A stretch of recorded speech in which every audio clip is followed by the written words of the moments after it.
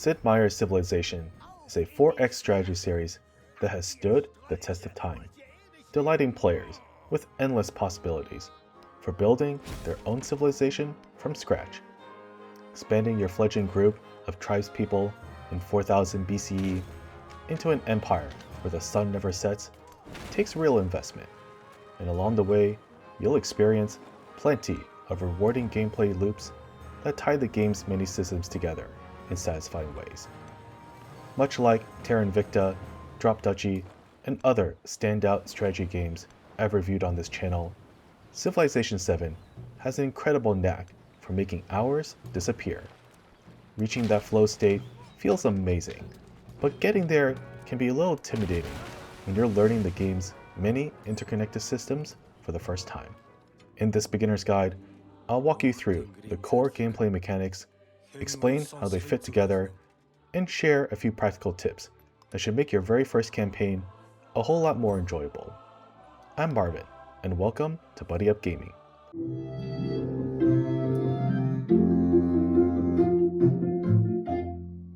So, what does a typical game of Civilization VII actually look like? Every campaign begins with the humble task of founding your capital, but it doesn't stay humble for long. Before you know it, you'll be managing an empire that spans three distinct ages: Antiquity, Exploration, and Modern, while balancing the four pillars of every 4X strategy game: Exploration, Expansion, Exploitation, and Extermination. The Antiquity Age is all about laying the foundation for everything that comes next. You'll explore the surrounding world, establish new settlements, and begin growing your fledgling empire. Along the way, you'll research new technologies and civics to unlock stronger military units, more powerful buildings, and social policies that improve both your capabilities and the yields of your empire. Of course, you won't be alone for very long. Before long, you'll encounter rival civilizations and independent powers, each presenting new opportunities and new challenges. Managing those relationships through diplomacy, or when necessary, military action, is an important part of every campaign. Ignore them for too long, and you may find yourself on the receiving end of a war you weren't prepared to fight. As the Antiquity Age reaches its later stages, you'll encounter one of Civilization VII's most unique mechanics, the Age Crisis. Once the Age Progress meter reaches 70%, a crisis event is triggered, signaling that the current age is drawing to a close. These events throw a welcome wrench into what might otherwise become a predictable playthrough. Depending on the crisis and how well you've prepared, you may suddenly find yourself scrambling to adapt. One game might require you to rally your armies back home to defend against hostile encampments appearing throughout your territory, while another could test your empire in completely different ways. The adventure continues into the Exploration and Modern ages, each built around the idea of revitalization.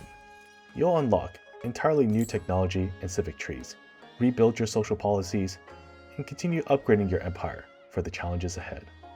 The Exploration Age also introduces distant lands, regions of the world that were previously inaccessible because your civilization hadn't yet mastered ocean travel.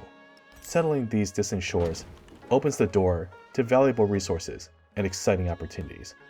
But distance creates its own problems. A poorly defended settlement on the far side of the world can quickly become an attractive target for one of your rivals. By the time you reach the Modern Age, your attention shifts towards securing victory. This is where the game's military strategy becomes especially engaging. If another civilization is threatening to beat you to your chosen victory condition, you'll often need to take direct action to stop them. The introduction of aircraft adds an entirely new dimension to warfare, and with battles unfolding across land, sea, and air simultaneously, you'll have your hands full, coordinating your own forces while keeping rival militaries in check. Every game of Civilization VII tells a different story, but they all have one thing in common. Success comes from making smart decisions throughout all three ages. And despite the unique challenges each one presents, they're all built upon the same core 4X fundamentals. With that in mind, let's start with the first X, Exploration. Like many great 4X strategy games, Civilization VII starts small before gradually layering on more complex systems. Exploration is the perfect example. As soon as you've founded your capital, I'd recommend queuing up 3 scouts. Your first one will be ready on the very next turn, and that's when your journey of discovery really begins. And I mean that quite literally. What Civilization VI called goody huts are now known as discoveries in Civilization VII. These are points of interest scattered across the map that reward your empire with useful bonuses when you investigate them. You might receive free units, a healthy boost to science or culture, or any number of other rewards that can give your civilization an early advantage. Naturally, every civilization wants those rewards for themselves. Discoveries are first come, first serve, so learning how to find them before your rivals is one of the best habits you can develop early in the game. The first concept to understand is movement. I could easily spend hours talking about how terrain affects combat units, but thankfully scouts are much simpler. They begin with 2 movement points, which usually allows them to travel 2 tiles each turn. The only exceptions are rivers and wetlands, both of which consume all of your remaining movement when you enter them. Because of that, whenever possible, try to cross rivers or move into wetlands with your second movement point rather than your first. It sounds like a small optimization, but over the course of an entire game, those extra tiles of movement add up surprisingly quickly. Now you might be wondering, doesn't finding discoveries mostly come down to luck? To some extent, yes. But Civilization VII also gives you a fantastic tool for stacking the odds in your favor: search. Using search immediately ends your scout's turn, but in exchange, your scout gains +1 sight for that turn, and reveals discoveries within twice that range. Once your scouts have ventured a little further from your capital, using search becomes a great way to uncover hidden discoveries and decide where they should head next. Here's a bonus tip. Claiming a discovery immediately ends your scout's turn. So if you're 3 tiles away from one, move 1 tile closer and then use search instead of trying to claim it right away. On the following turn, use both movement points to reach the discovery. This effectively gives you 1 extra search without costing any movement, because claiming the discovery would have ended your scout's turn anyway. It's a small optimization, but one that can reveal the next discovery before you even finish collecting the current one. Of course, exploration isn't just about collecting rewards. You'll also want to locate rival civilizations and independent powers as quickly as possible. Sometimes you'll stumble across them naturally, but there's another trick that makes finding settlements much easier. Turn on the settler lens. In Civilization VII, settlements must be at least 4 tiles apart. So whenever you uncover a new section of the map, look for red tiles that aren't explained by a mountain, a navigable river, or a resource. More often than not, you've just found the edge of another settlement. Knowing who's living there is valuable information. If it's a friendly independent power, you might decide to spend your influence befriending them.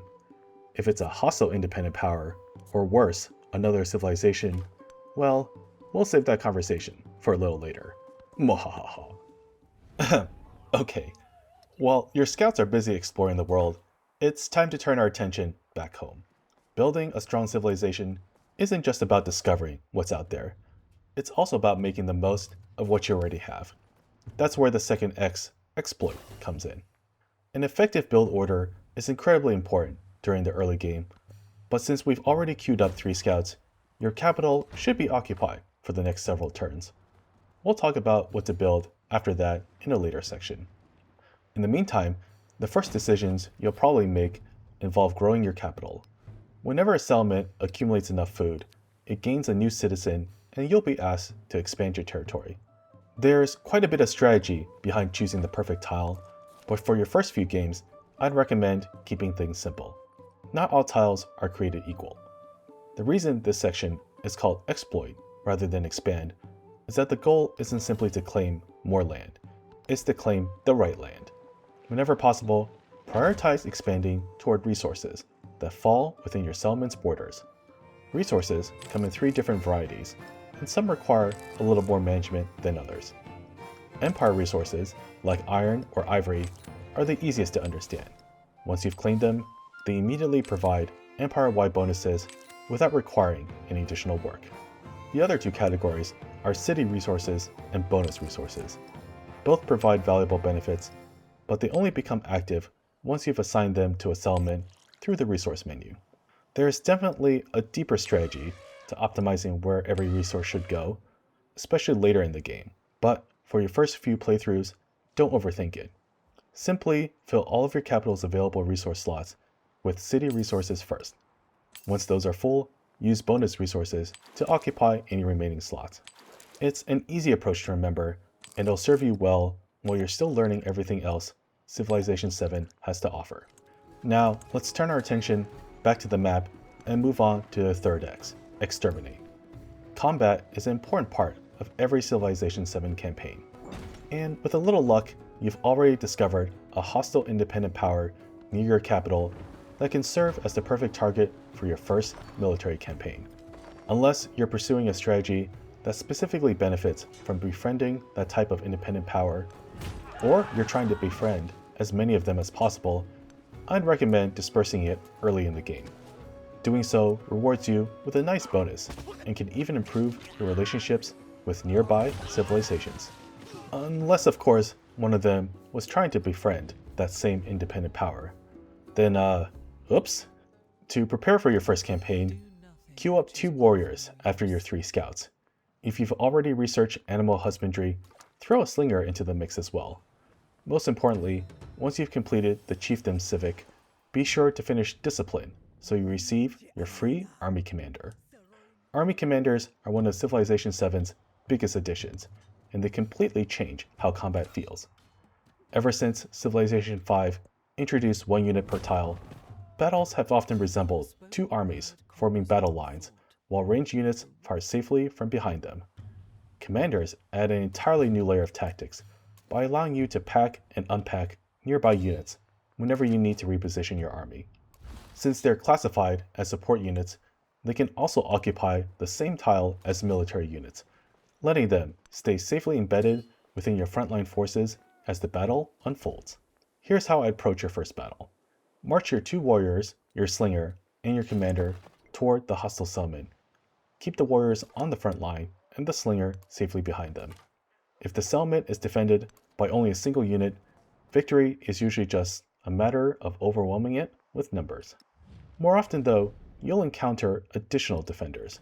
When that happens, let your warriors form a solid defensive line while your slinger attacks safely from behind.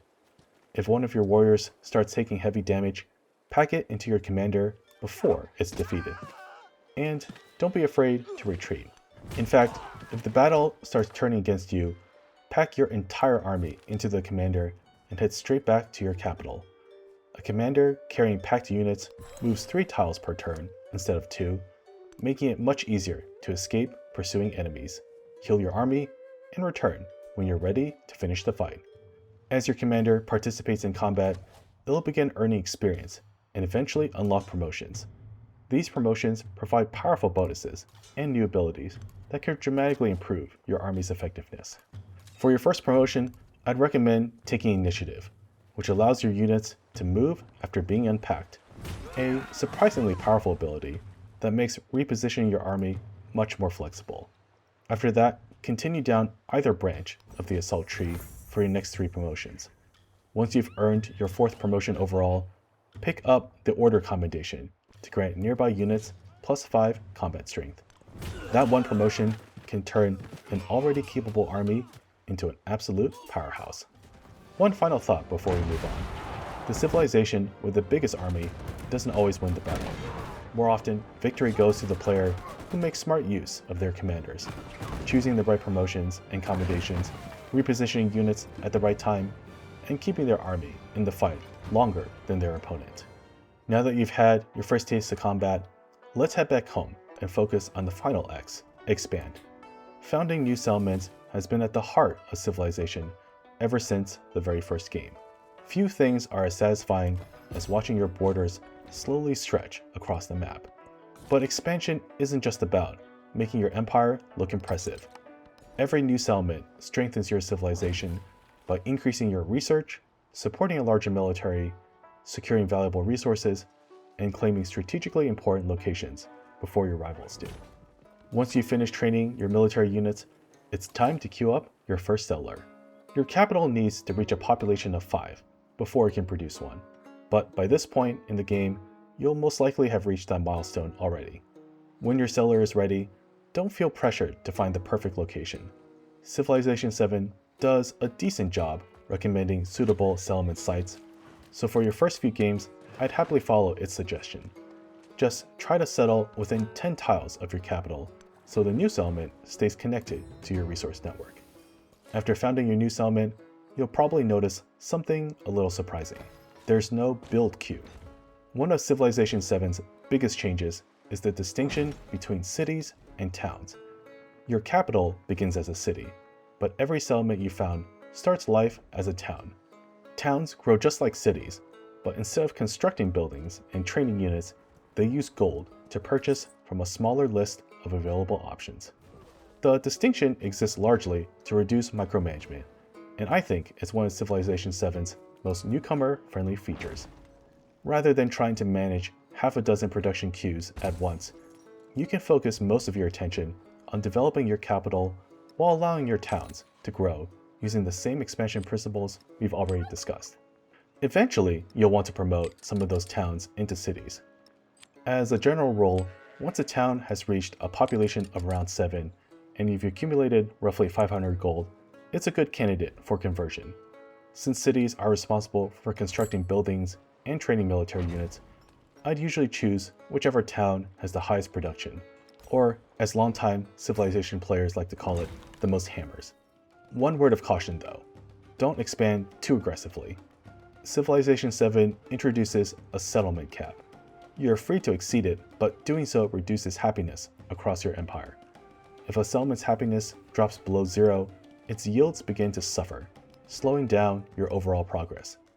Conquered settlements also count toward the cap, so even the most successful military campaign needs to be balanced against your empire's ability to support continued growth. Choosing the perfect settlement locations is one of the deepest skills in the entire Civilization series, and it's something you'll naturally improve at over time. For now, don't worry about finding the perfect city every time. Focus on building a healthy, growing empire, and with each new campaign, you'll start recognizing the kind of locations that help your civilization thrive. That covers the core gameplay of Civilization VII. Now, there are plenty of systems we haven't explored in this guide, including the technology and civic trees, governments and celebrations, diplomacy and triumphs. Those mechanics add a tremendous amount of depth to every campaign, but they also offer a lot of flexibility. Rather than trying to memorize every option before your first game, I'd encourage you to experiment and discover what fits your own playstyle. Whether you prefer building a peaceful civilization that leaves its mark through science and culture, or conquering the world one settlement at a time, you'll naturally develop different approaches to those systems. Along the way, you'll discover strategies that work brilliantly, and a few ambitious ideas that fall flat on their face. That's all part of the fun. There is one exception I'd like to mention though: declaring war against another civilization. Even if you're not pursuing a military victory, you'll often find yourself conquering rival settlements to slow down your strongest competitors. The important thing to remember is that Civilization VII expects wars to have a proper justification. You can't simply march up to another leader and slap them across the face with your glove. Doing so without the proper setup incurs a war support penalty that weakens your military while also creating unhappiness throughout your empire. Unless you're playing as Machiavelli, declaring a formal war requires establishing a hostile relationship with your opponent. Sometimes the hostility develops naturally through your actions, like settling too close to their capital, or dispersing an independent power they were trying to befriend. Yoink! If your relationship hasn't deteriorated on its own, simply open the diplomacy screen and choose Denounce. Each denunciation lowers your relationship score by 60 points over the next 10 turns. If your relationship started at 0, that's just enough to reach hostile status. Otherwise, denounce them a second time, and you'll soon have all the justification you need for a formal war. Finally, let's bring everything together by looking at how a game of Civilization VII comes to an end. Clicking the button in the top left corner of the screen opens the victory panel, where you can see how every civilization ranks across the 4 victory categories: military, cultural, economic, and scientific. Selecting one of these categories provides a more detailed breakdown, and if you hover over the information icon, the game will explain exactly how points are earned toward that particular victory. That said, I'd encourage you not to worry too much about victory conditions during your first few playthroughs. Instead, focus on learning the flow of the game. Enjoy watching your empire grow and exploring the world around you. Get a little feisty with your neighboring independent powers or rival civilizations that refuse to play nice. Try a few bold gambles and see which ones pay off and which ones don't. That's where a lot of the magic of Civilization VII comes from. For me, Civilization VII is at its best when every campaign tells a different story. The most memorable victories aren't necessarily the ones where you completely dominate the world. They're the ones where the choices you made across all 3 ages reflected your own personality and playstyle as a 4X strategy gamer. That's the kind of experience that's made Civilization VII such a joy to share with my kids. Before long though, you'll start recognizing pivotal moments where a single decision can begin steering your civilization toward one victory condition over another. Maybe instead of constructing every building you've unlocked through your latest technologies, you'll spend the next 20 turns racing to complete 2 wonders before your rivals can. Not only will those wonders strengthen your empire, but they'll also earn valuable tourism. Add in a collection of relics, a few artifacts, and some well-timed celebrations, and before you know it, you'll be well on your way to your very first cultural victory. That's one of my favorite things about Civilization VII. Every new campaign is another opportunity to try something different, and each victory condition offers a completely new way to experience the game. And with that, you're ready to begin your first campaign. Don't worry about making every decision perfectly. Civilization VII is one of those games where every playthrough teaches you something new, and before long, you'll start recognizing opportunities that once seemed completely invisible. The important thing is to get out there, experiment, and enjoy watching your civilization grow. Once you've got a few games under your belt and you're ready to start chasing specific victory conditions, be sure to check out my Victory Guide series. In these videos, I'll cover effective leader and civilization combinations for each victory type across the Antiquity, Exploration, and Modern Ages, along with the strategies that make them so effective. Thanks so much for watching. If you found this guide helpful, be sure to leave a like and subscribe to Buddy Up Gaming for more family-friendly reviews, guides, and other gaming content. Take care out there.